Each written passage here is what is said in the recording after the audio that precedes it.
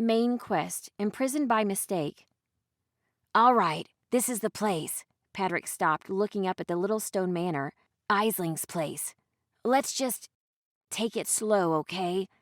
She's got some real reasons to be upset with the Black Hand. If we can keep her cool, maybe we can talk her into turning herself in. I doubt it. Remy flexed her wings, looking back at the house.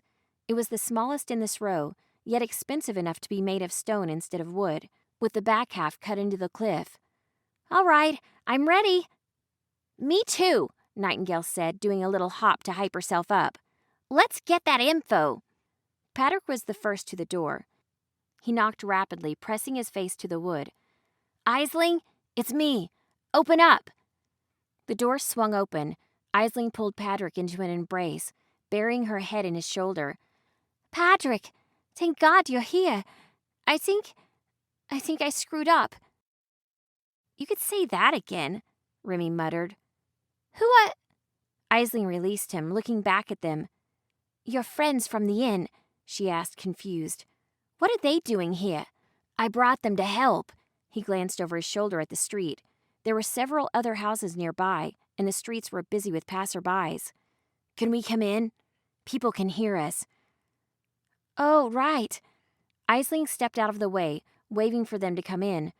Sure, come in. Isling's home was Spartan, with bare stone walls and little furniture.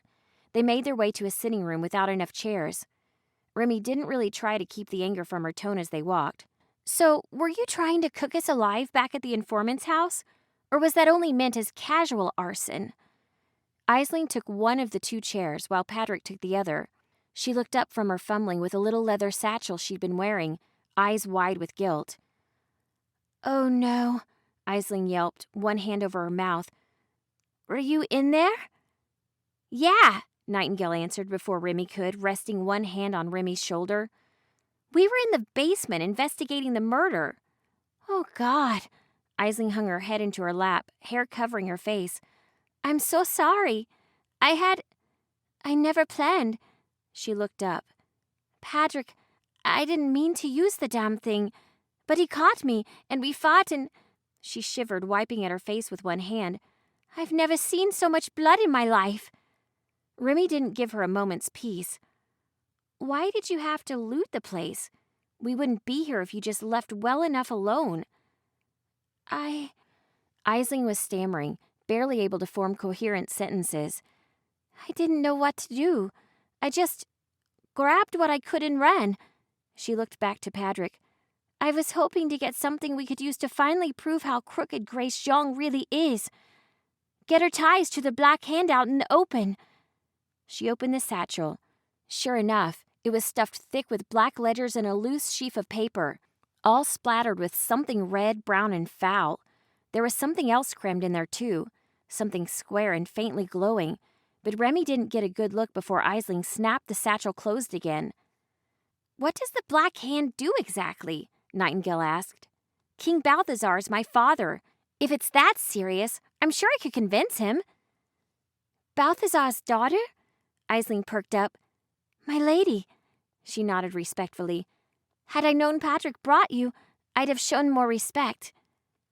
Just answer the question, Nightingale muttered. Well, fencing stolen property you already know. They don't really much care what something does so long as it'll fetch a high price. Her expression darkened and she glared down at the satchel.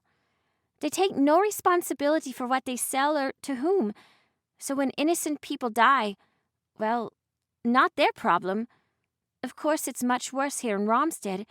Drug rings, prostitution, protection rackets for every business in town. And Malik. I've seen him.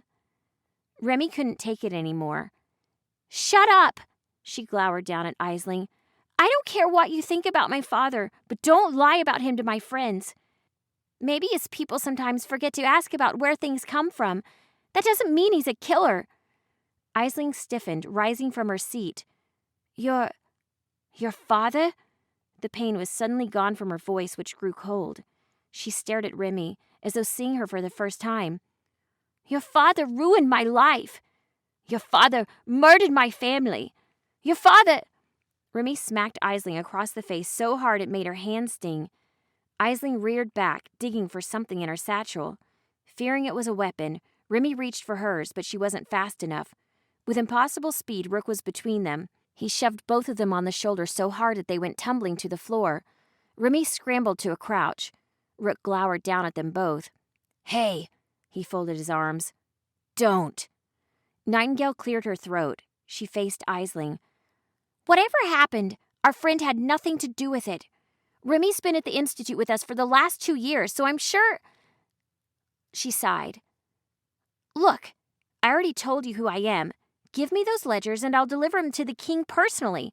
No fighting through bureaucrats. No making your case to the court. I'll make Balthazar listen. But it's important we get those. See, we're pretty sure you picked up—" Something crashed down the hall, causing Remy to jump. "City Watch!" Shouts and pounding footsteps echoed through the building. Remy's head twisted back around and she saw uniforms rushing toward them, weapons drawn. "Wait!" Nightingale screamed, panicked. Remy scrambled to her feet just in time to see Aisling leap up and through a nearby window. Before the guards could reach them, she rolled out onto the street, the satchel over her shoulder as she vanished down an alley. Seconds later, they were all in irons.